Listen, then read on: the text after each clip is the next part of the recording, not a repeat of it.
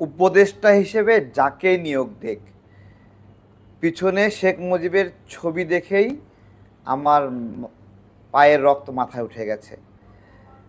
যে এইটা কোনো কথা, এইটা কোনো কথা যে মাহফুজ শপথ নেবে শেখ মুজিবের ছবি মাথার উপরে রেখে, এইটা মেনে নেওয়া আমরা যারা আন্দোলনে অংশ নিয়েছি আমাদের জন্য মারাত্মক কঠিন ছিল। মাহফুজ শপথ নেক বা যেই শপথ নেক, কিন্তু এই ছবিটা আমি জানি না আমার এই মন্তব্যের বিষয়ে সবাই একমত কিনা।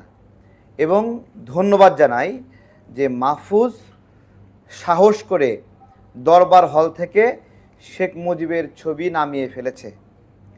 এই শেখ মুজিবের ছবি এখান থেকে নামাইতে কত না কাঠখড় পোড়াইতে হতো আমি জানি না।